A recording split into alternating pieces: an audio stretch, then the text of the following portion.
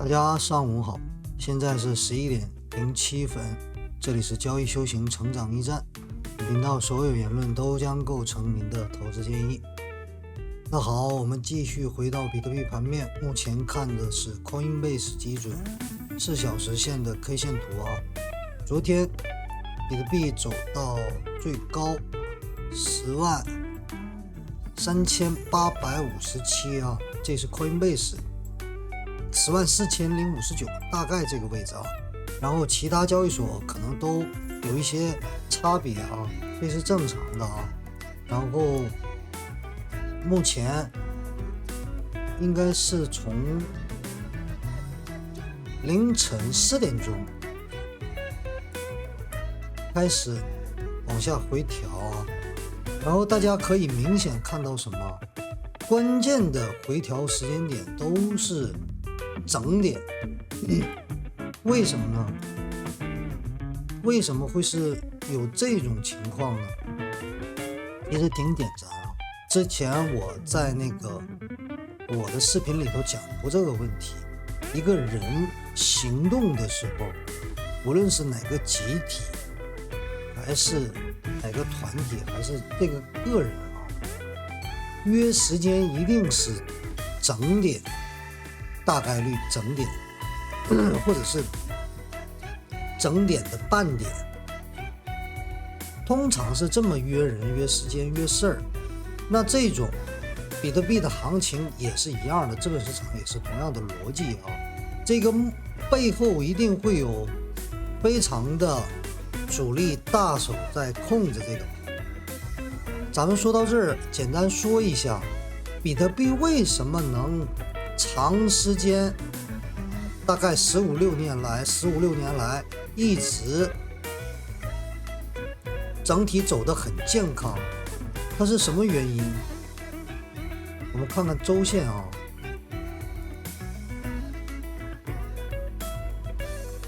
它为什么这样非常平稳的向上走呢？从 Coinbase 从15年开始，实际上我们看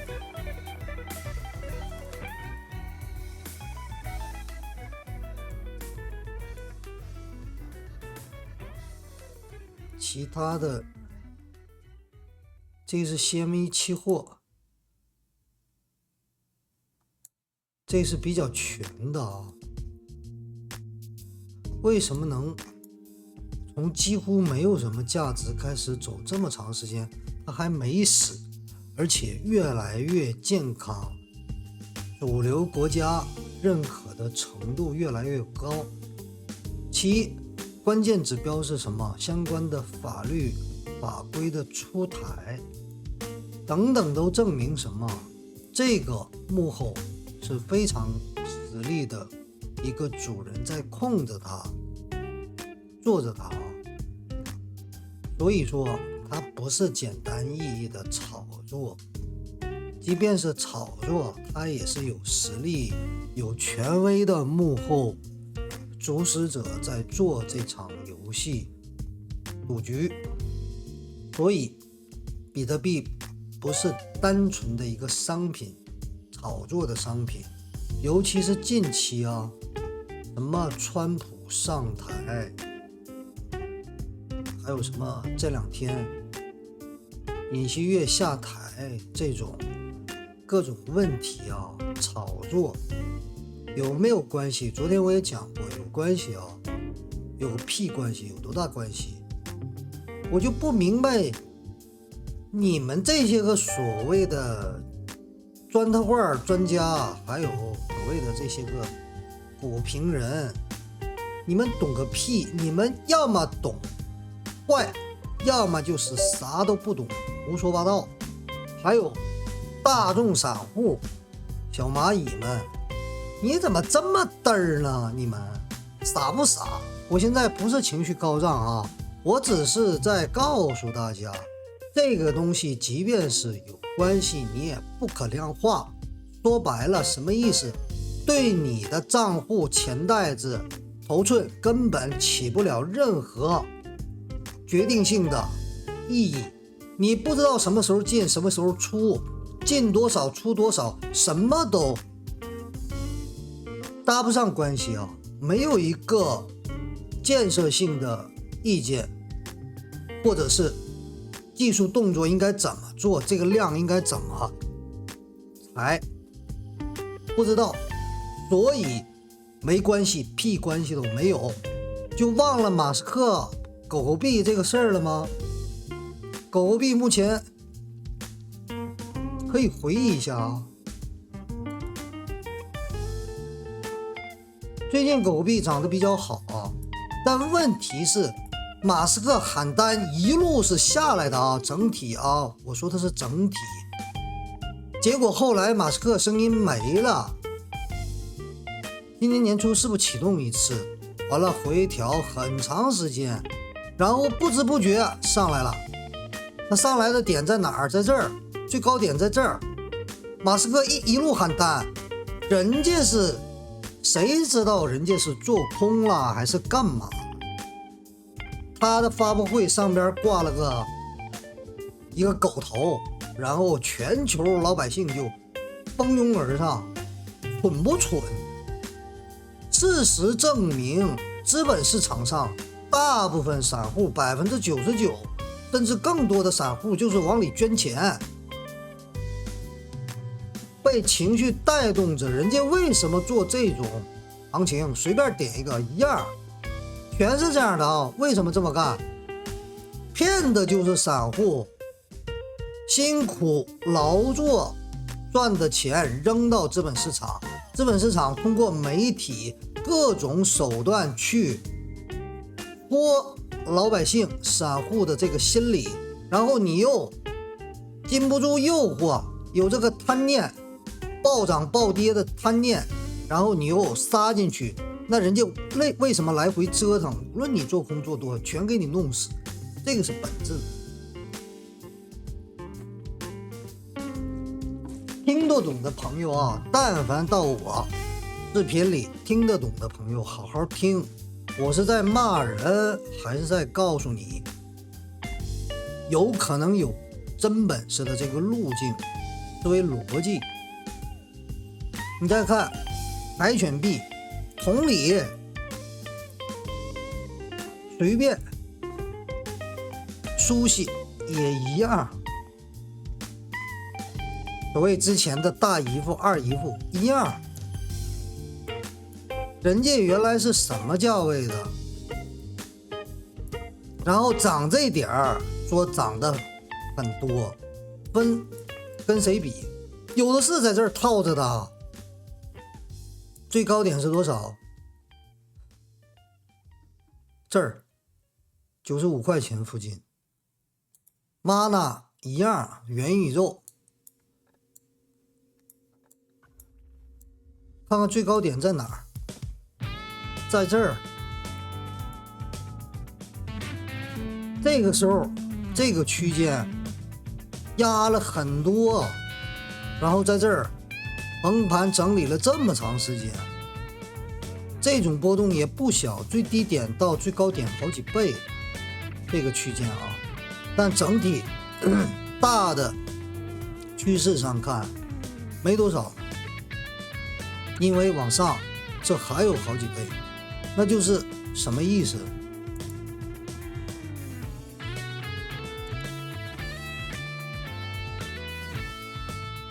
？1215，12倍多的差距，粗略的算啊。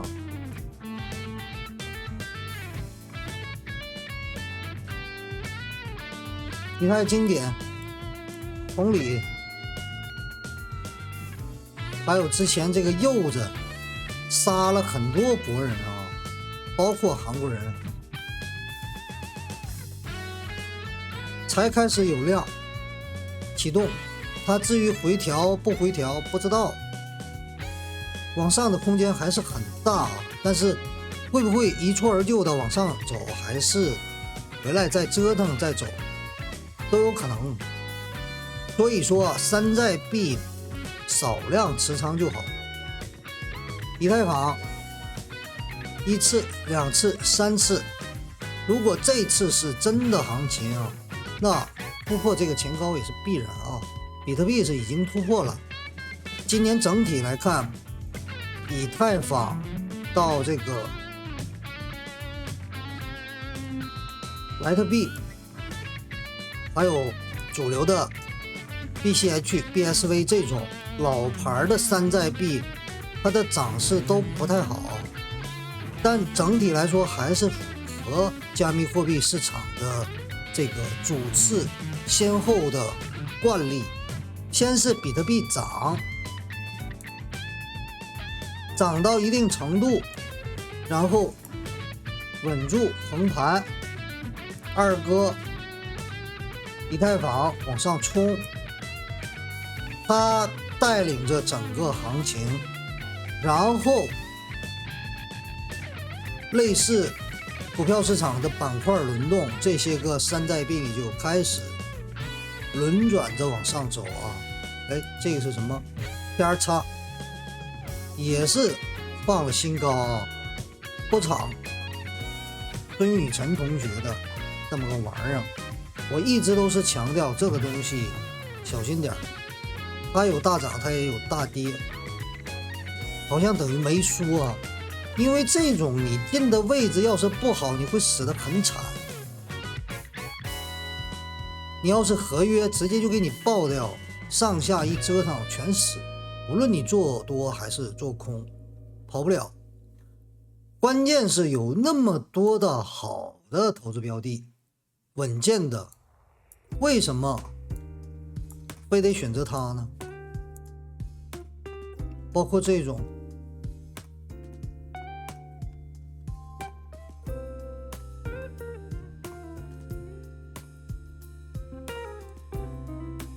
这些都是我年初推荐过的啊，都比较稳健。还有这个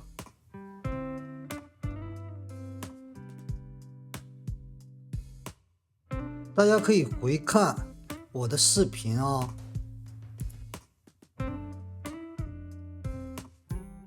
年初我都推荐过很多。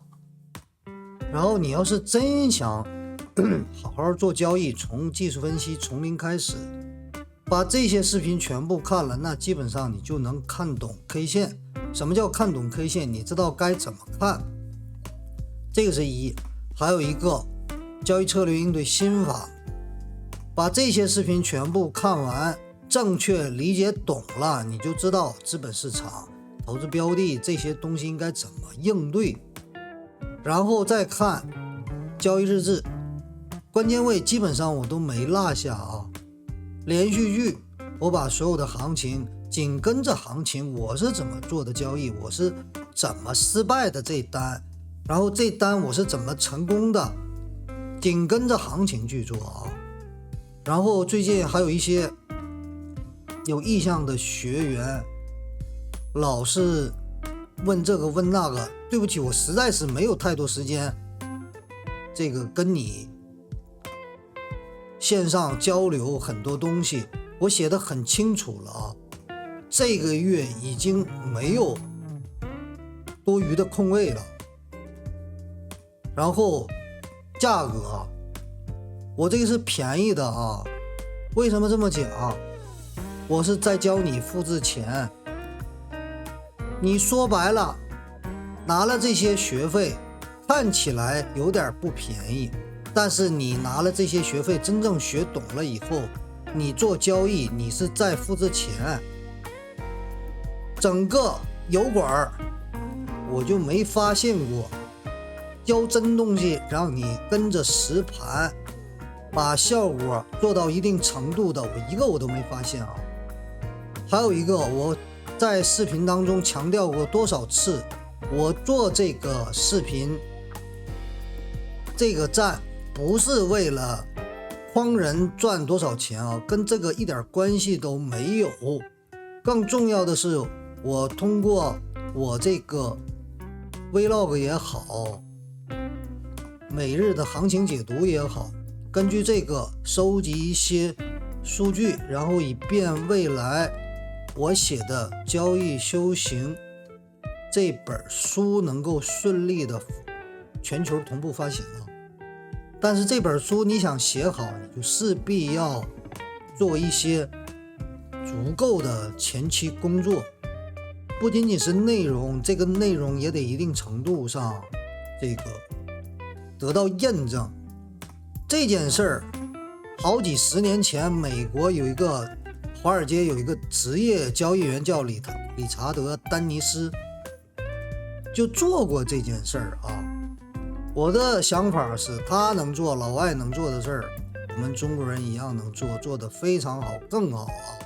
理查德·丹尼斯的海归交易法也不错，挺好的，推荐大家去看一看，没看过的朋友。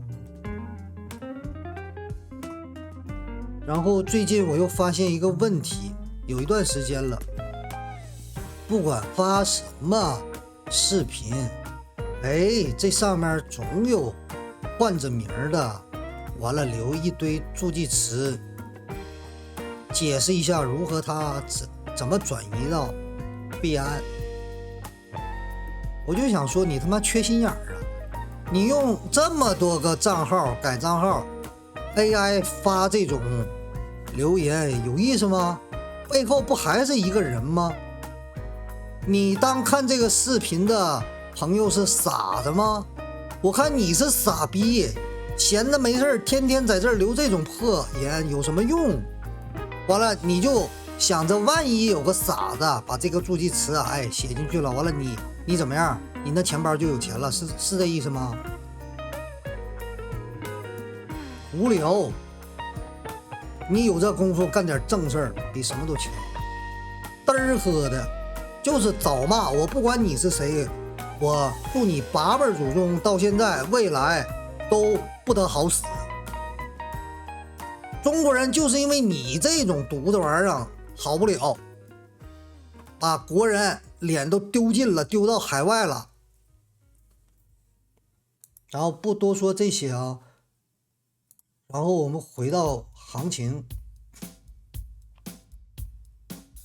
今天正常是行情解读，通常这个时间段，但是今天行情走到一个比较关键的位置，所以通盘的看一看，包括山寨币。然后我们继续回到4小时线，大家可以注意啊，前2期的视频我说这边有点像头肩底，它的上行可能到这儿，结果后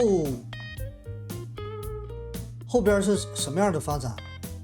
它确实是走到这个位置附近。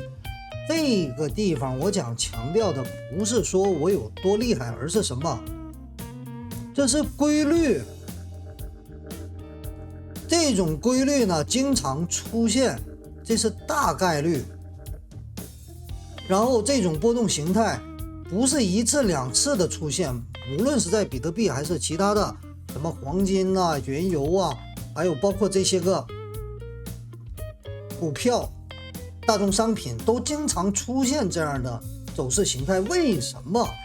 挺简单的，艾瑞特波动也好， K 线形态也好，它这种重复的原因是这个背后它总会有买卖，买卖的背后全是人，无论是市场大众心理还是个人的贪念，都淋漓尽致的展现在这个 K 线里头都有了。只是你能不能读懂，你能不能正确的应对未来的可能性趋势。所以说你要研究 K 线，而不是研究什么各种消息，大道消息、小道消息，各种新闻联播。你听新闻联播你好过吗？你回忆一下，一定会控制房价，控制房价，结果呢？房价一定能稳住，一定能稳住，结果呢？无论是国内国外，古今中外都是一样的。媒体是煽动情绪的作用更大一些，他绝对不会告诉你提前买比特币吧，15600可以涨到10万。很少有媒体，即便说他也说不出个因果所以然。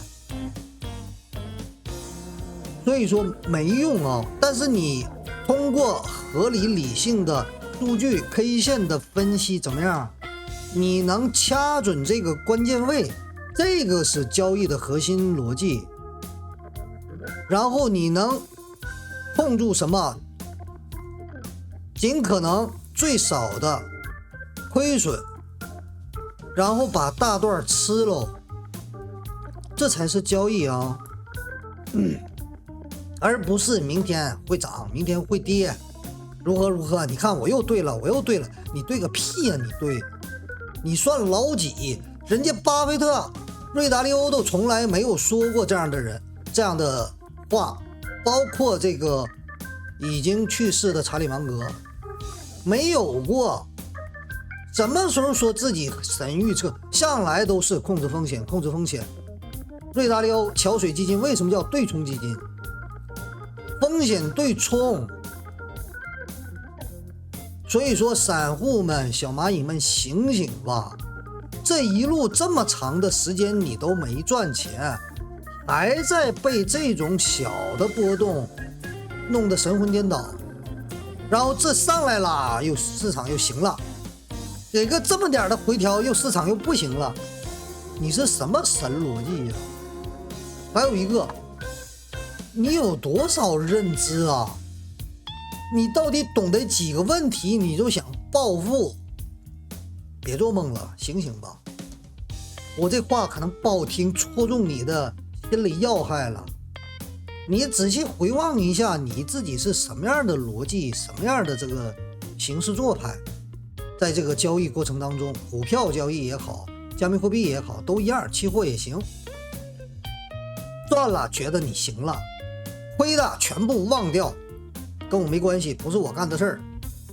向来是不是都是如此？